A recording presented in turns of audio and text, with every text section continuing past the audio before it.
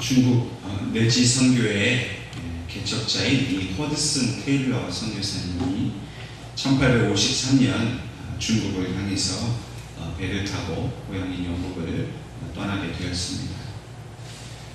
그러나 이 항해 도중에 이 배가 뉴기니라는 지역 근처에 이르렀을 때 그 바람을 타고 달리던 그 배가 바람이 멈추게 되어서 갑자기 서게 되었습니다. 이 바람이 불어서 배가 그 바람을 타지 못하니까 배가 드디어 이제 조류에 밀려서 조류가 흐르는 대로 배가 정처 없이 이제 방황을 하게 되었습니다. 그러다 보니 이 배가 암초에 걸려 더 이상 이제 움직일 수가 없는 상황이었습니다. 이 바람을 빨리 타고 그 암초를 벗어나지 않으면 이제 배가 파손될 만한 그런 어려운 상황이 되었습니다. 선장은 이 허드슨 테일러 선교사님에게 우리가 더 이상 이제 할 일이 없습니다. 절망적인 이야기를 하게 되었습니다.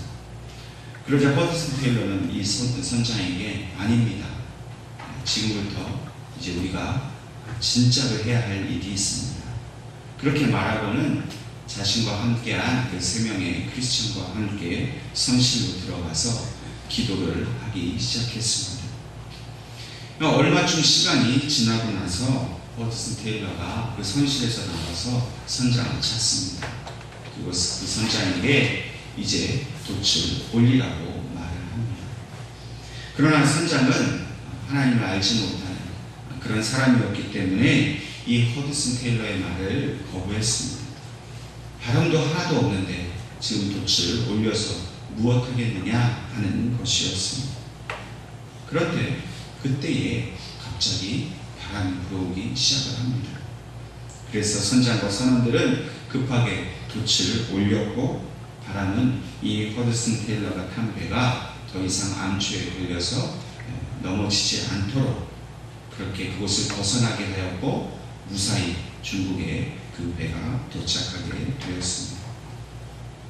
허드슨 테일러가 탄 배가 사람이 조정할 수 없는 그러한 어려운 상황에 처했을 때에 이 상황을 조정하고 또 조절할 수 있는 하나님께 기도하기로 다니엘은 결심을 하였습니다.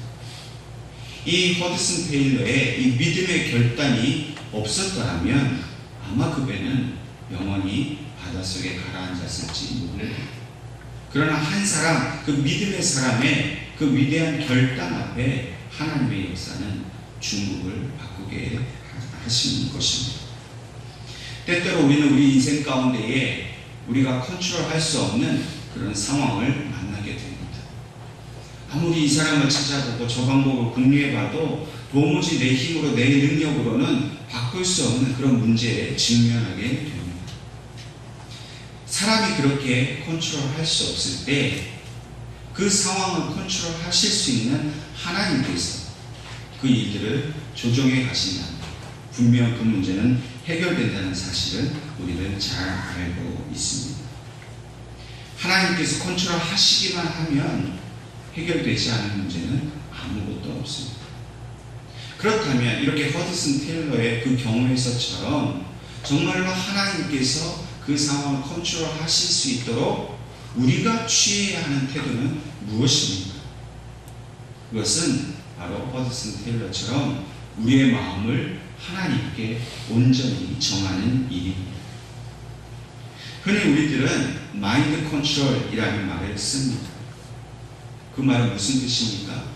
내가 내 마음대로 내가 원하는 것을 얻을 수 있다는 겁니다.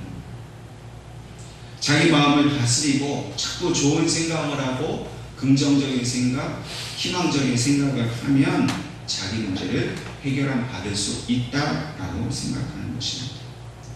소위 말하는 한때 이 한국 땅에도 유행했던 이 긍정의 힘을 통해서 하나님의 축복을 얻을 수 있다는 생각입니다.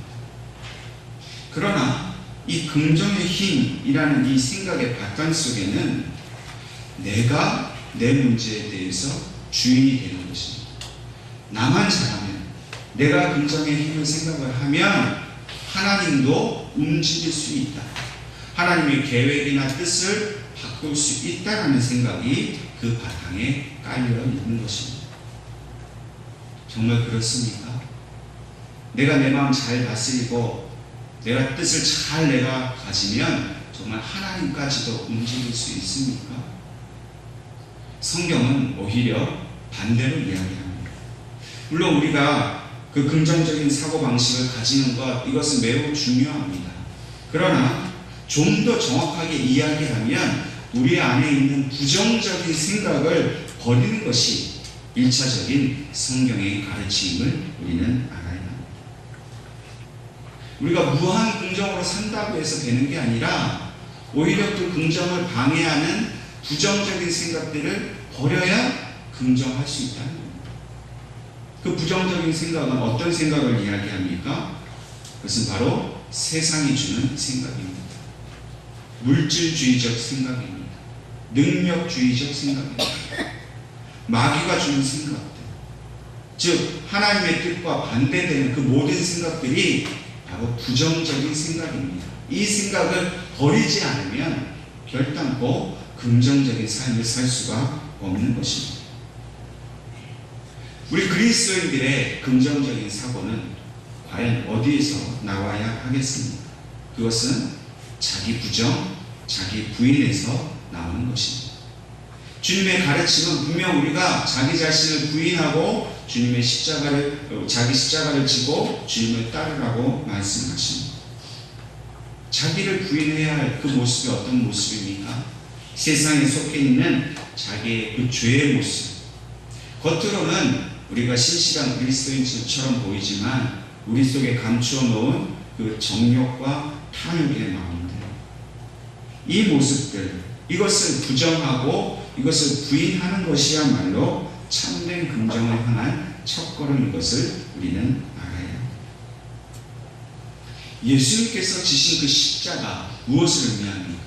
그 십자가가 바로 자기 부정과 자기 부인의 상징입니다. 좀 생각해 보십시오. 예수님께서 만약 늘 긍정적인 사고방식을 가졌다라고 생각한다면 주님은 결코 십자가를 지시지 않으셨을 겁니다. 십자가를 지는 일, 그 고통스러운 일, 힘든 일, 실패한 일, 그 부끄러운 일을 긍정적인 사고방식을 가진 사람이 어떻게 그 삶을 살 수 있겠습니까? 주님은 자기 자신을 부인하셨습니다. 하나님의 아들이신 것을 부인하셨습니다. 심지어 하나님 그 자신이신데도 그것을 부인하셨습니다. 누구를 위해서요? 우리에게 영원한 긍정의 삶을 주시기 위해서 예수님은 흠도 없고 죄도 없으신 분인데도 자기의 삶을 부인하셨습니다. 그러므로 우리는 철저히 우리 자신을 부인하는 삶을 살면서 주님의 길을 따라가야 합니다. 여러분, 우리는 예수님과 비교할 수 없는 죄인입니다. 우리 속에는 아무리 우리가 신실하게 산다고 할지라도 감출 수 없는 죄의 본성이 우리 안에 깊이 자리 잡고 있습니다. 만약 우리가 주님의 십자가의 그 구원의 은혜가 아니었다면 우리는 우리가 가지고 있는 죄의 본성 때문에 하나님 앞에 나아갈 수가 없습니다. 하나님과 우리 사이에 그 우리 죄로 말미암아 큰 담이 그렇게 막혀 있습니다. 구원을 얻을 수 없습니다. 하나님께서 오늘 우리에게 베푸신 모든 은혜 그 하나도 우리는 얻을 수가 없습니다. 그렇기 때문에 우리는 우리 자신을 인정해야 합니다. 내 속의 죄성, 그 정욕이 하나님께 나아가는 것을 막고 있다는 사실. 그래서 내가 아무리 긍정적인 생각을 한다 할지라도 결코 내 삶이 하나님이 주시는 축복의 삶이라고 말할 수 없다는 사실을 우리는 인정해야 합니다. 그렇기 때문에 우리가 하나님께 나아갈 수 있는 유일한 방법은 자기를 부인하신 예수 그리스도의 그 십자가를 지심과 같이 우리도 내 정욕과 죄와 모든 욕심을 십자가에 못 박고 주님으로 인하여 다시 새 생명을 얻어야만 하나님께서 우리에게 주신 그 긍정의 길, 영생의 길을 갈 수가 있는 것입니다. 그렇기 때문에 우리는 마인드 컨트롤을 하는 사람들이 아닙니다. 내가 원하는 걸 얻기 위해서 내 마음을 잘 다스린다고 그렇게 우리의 삶이 나아지는 것이 아닙니다. 오히려 우리는 마인드 셋 해야 합니다. 이 셋이란 말이 뭡니까? 두다, 정하다 이런 뜻이잖아요. 자기 마음을 하나님께 정해놓는 것, 이것이 바로 우리의 바른 믿음의 태도입니다. 마인드 세팅하는 것은 내 마음대로 해달라고 하나님께 떼쓰는 것이 아닙니다. 오히려 하나님이 원하시는 것에 내 마음을 맞추는 것, 그것이 바로 마인드 셋입니다. 믿음은 태도입니다. 어떤 태도를 가지고 믿는지가 그 믿음을 결정하게 됩니다. 여러분, 마인드 컨트롤 하려고 하면서, 내 마음대로 하려고 하면서 그것이 믿음이다? 그렇게 말하면 하나님은 그 믿음을 인정해 주시지 않습니다. 내 마음을 하나님 앞에 맞춰보려야 합니다. 무슨 일이 있어도, 어떤 어려움이 있어도 그 하나님께 대한 무한한 신뢰를 드리겠다는 태도, 흔들리지 않는 그 태도가 바로 하나님께 인정받을 수 있는 온전한 믿음입니다. 여러분, 마인드셋을 해놓고 하나님께 맞춰놓지 않고 마인드 컨트롤 하려고 하는 사람들은 늘 그 상황에 따라서 그 태도가, 그 삶이 변화됩니다. 흔들립니다. 좋은 일이 있고 잘 될 때는 별 문제가 없습니다. 내가 이렇게 믿었더니 하나님 은혜 주셨다. 상황이 편하나 큰 문제가 없을 때는 마인드 컨트롤하는 그 신앙도 그렇게 큰 문제가 없어 보입니다. 근데 문제는 어려운 상황이 생겼을 때가 문제라는 것입니다. 자기 스스로 아무리 컨트롤해도 해결할 수 없는 그런 상황이 되면 그 믿음의 태도가 변합니다. 아니, 내가 열심히 내가 기도하고 내 마음을 내가 긍정적으로 생각했는데도 해결이 안 된다고? 그럼 하나님이 없는가 보다 라고 스스로 믿음의 시험을 들게 되는 것입니다. 그러나 마인드 세트를 한 사람은 내 상황이 어떻게 변화될지 간에 내가 마음을 하나님께 드렸기 때문에 하나님만 바라보는 그런 온전한 믿음의 삶을 살아갈 수가 있다는 것입니다. 오늘 본문의 말씀은 우리가 잘 아는 대로 다니엘에 관한 말씀입니다. 다니엘은 이 바벨론 사람들이 이 유대를 정복하고서 제일 처음으로 포로로 잡아간 제1차 그 바벨론 포로기에 잡혀간 왕족 중에 한 사람입니다. 이 다니엘이 그 왕족에 속해 있는 그 어린 소년이라는 이 이유 때문에 바벨론의 느부갓네살 왕이 이 다니엘을 발탁을 하게 됩니다. 우리가 8절 이하에 읽었는데 4절과 5절 말씀에 이렇게 기록하고 있습니다. 곧 흠이 없고 용모가 아름다우며 모든 지혜를 통찰하며 지식에 통달하며 학문에 익숙하여 왕궁에 설 만한 소년을 데려오게 하였고 그들에게 갈대아 사람의 학문과 언어를 가르치게 하였고 또 왕이 지정하여 그들에게 왕의 음식과 그가 마시는 포도주에서 날마다 쓸 것을 주어 3년을 기르게 하였으니 그 후에 그들은 왕 앞에 서게 될 것이다. 똑똑한 그 포로 중에서 똑똑한 아이들을 데려다가 느부갓네살 왕이 어떤 자기의 그 목적을 위해서 이 아이들을 데리고 왔습니다. 그리고 느부갓네살 왕은 이 아이들에게 최고의 대우를 해주도록 하였습니다. 포로로서는 도저히 기대할 수 없는 최고의 호사를 이 아이들이 누리게 되었다는 것입니다.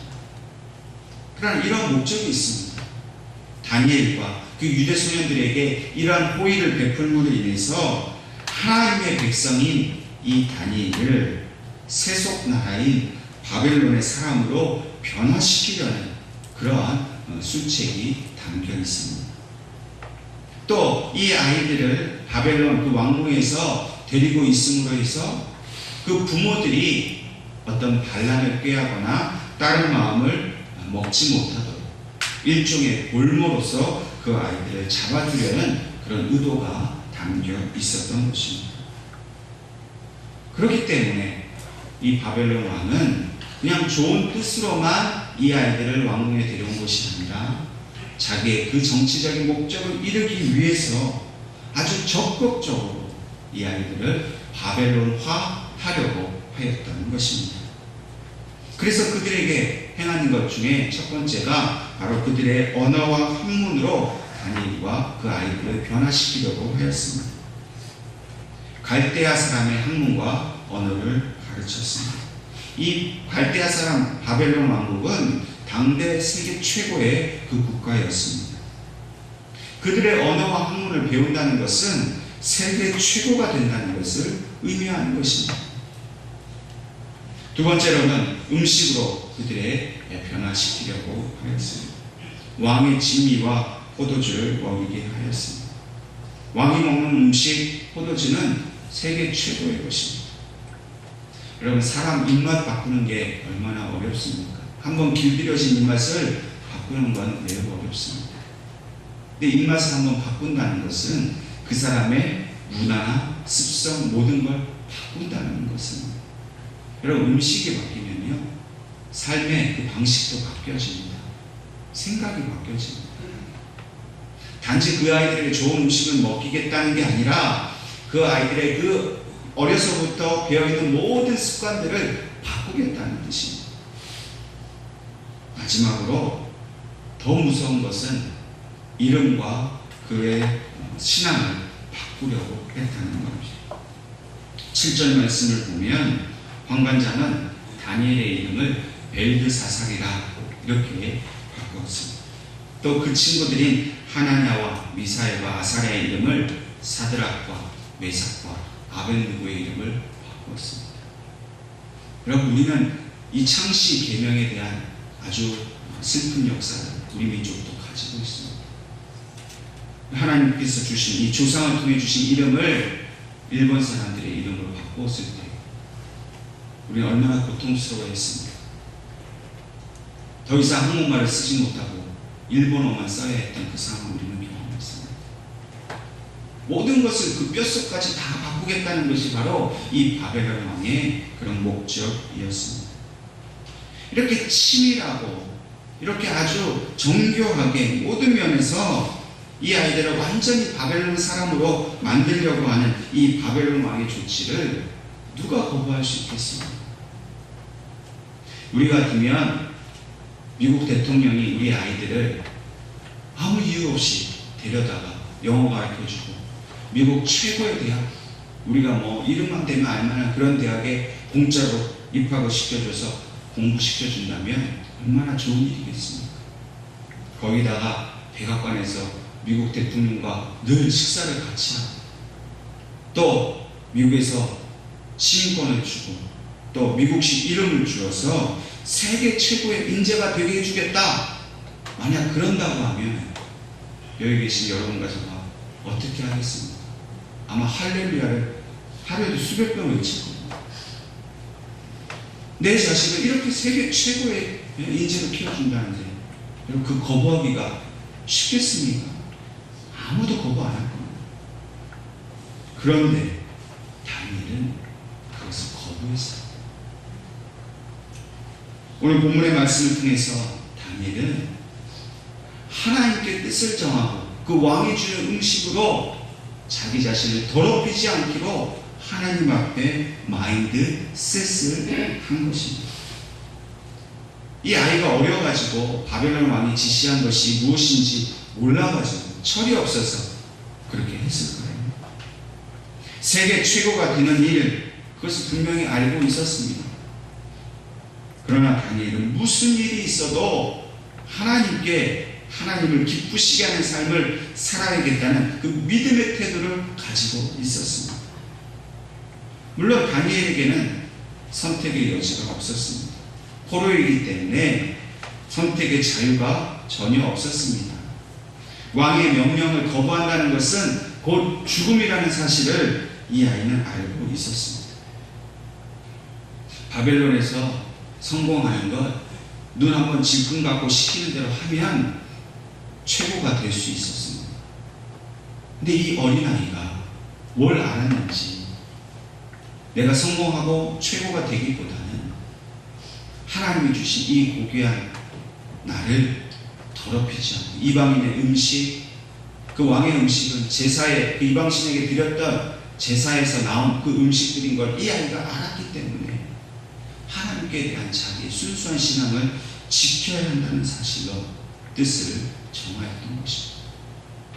어쩌면 이 아이가 할 수 있었던 것은 하나님께 뜻을 정하는 것밖에 할 수가 없었습니다. 어쩔 수 없는 선택이 아니라 다니엘에게 있어서 이 뜻을 하나님께 정하는 것은 하나님 앞에서 자기가 할 수 있는 최선의 방법이었던 것을 알고 있었습니다. 여러분, 세상의 권세는 두렵습니다. 다니엘이 왕의 명령을 따라갔다면 다니엘은 더욱 편안한 삶을 살 수 있었습니다. 뿐만 아니라 성공이 보장되어 있었습니다. 그러나 다니엘은 왕의 권세보다 하나님을 더욱 신뢰하고 의지하였습니다. 왕의 진미와 포도주가 아니라 하나님이 주시는 그 은혜를 의지하고 결단하였던 것입니다. 이러한 다니엘의 믿음은 어디에서 왔을까? 신명기 4장 29절 말씀에 그러나 내가 거기서 내 하나님 여호와를 찾게 되리니 만일 마음을 다하고 뜻을 다하여 그를 찾으면 만나리라 하신 이러한 말씀 속에 다니엘의 신앙이 뿌리 깊이 박혀 있던 것입니다. 환난을 만나고 어떤 어려움을 만나고 상황이 어떻게 바뀐다 할지라도 오직 마음을 다하고 뜻을 다하여 하나님만 찾으라 하는 이 말씀이 이 아이 심령 속에 깊이 박혀 있었던 것입니다. 그리고 그 말씀대로 이 아이는 바른 믿음의 태도를 가졌습니다. 그리고 간절히 하나님 앞에 기도를 하였습니다. 이렇게 뜻을 다니엘이 정하였을 때 하나님은 다니엘을 내버려 두시지 않으셨습니다. 하나님이 이 아이를 도와주셨습니다. 특별히 본문의 말씀을 보니까 환관장으로 하여금 은혜와 긍휼을 얻도록 하셨습니다. 여러분, 만약 그 환관장이 다니엘의 제안을 거절했다면 무슨 소리냐? 시키는 대로 해. 열흘 동안? 아니야.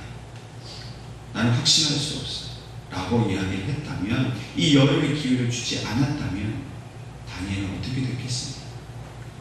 하나님께서 그 환관장의 마음을 움직여 주셨다는 것. 하나님께 뜻을 정해놓고 사는 사람은 하나님께서 원수라도 그를 돕게 만들어 주십니다. 전혀 기대할 수 없는 사람이 나를 돕게 하시는 것, 그것이 바로 하나님의 방식입니다. 그렇기 때문에 우리는 나의 방법, 나의 계획, 나의 생각이 중요한 것이 아니라 어떻게 내가 하나님을 사랑하고 살아갈 것인가, 어떻게 내가 하나님을 향한 믿음을 가지고 살 것인가 하는 태도를 결정할 때입니다. 하나님은 우리의 생각이 아닌 하나님의 방법으로 우리를 지키시고 보호해 주시는 것입니다. 또한 12절 이하에 다니엘이 뜻을 정하였을 때에 하나님의 기적의 역사를 체험하게 하였습니다. 이제 다니엘에게 시험이 찾아왔습니다. 어려운 시험입니다. 여러분, 우리 한 끼만 부실하게 먹어도 우리 얼굴에 금방 티가 나죠. 며칠만 제대로 잘 먹지 못해보세요. 옆에 사람이 금방 알아볼 만큼 얼굴이 수척해집니다. 그런데 다니엘 말처럼 열흘 동안 채소만 먹는다. 그러면 아마 우리들처럼 그렇게 금방 티가 날 것입니다. 지금 다니엘은 어려운 자기 문제에 대한 시험을 스스로 자초했습니다. 그러나 하나님 어떻게 하셨습니까? 뜻을 정해놓고 모든 것을 하나님께 신뢰한 이 다니엘에게 하나님은 우리 몸에서 일어날 수 있는 그 자연적인 생리의 법칙을 거스려 주셨습니다. 어떻게 열흘 동안 물과 채소만 먹은 아이가 열흘 동안 산의 진미를 먹은 아이들보다 더 얼굴이 좋을 수 있겠습니까? 이거 불가능한 일입니다. 근데 하나님이 다니엘을 도와주셨습니다. 기적이 일어나게 하셨습니다. 세상의 명령을 따라가기보다는 하나님을 믿음으로 따라갔을 때에 더욱 귀한, 더욱 놀라운 결과를 우리에게 얻게 하십니다. 우리 부모가 결단해야 합니다. 우리 부모된 우리들도 자녀들을 키울 때에 하나님의 방법이 아니라 사람의 방법이 아닌 하나님의 방법을 키우겠다라고 여러분들이 마인드셋을 하셔야 돼요. 아이들을 키울 때 얼마나 말이 많습니까? 학원을 어디 보내야 된다. 학교는 어떻게 해야 되고 공부는 어떻게 해야 되고. 여러분, 우리들의 자녀를 정말 하나님께 뜻을 정해놓고 키워야 되는 그 다급한 상황이 날마다 우리 속에 일어나고 있습니다. 요즘 어린아이들의 목적이 무엇입니까? 좋은 대학 가는 것 아닙니까? 요즘 세태가 어떻습니까? 어떤 부모들은 그 좋은 대학 보내려고 유치원부터 애들리트 인류 유치원을 보냅니다.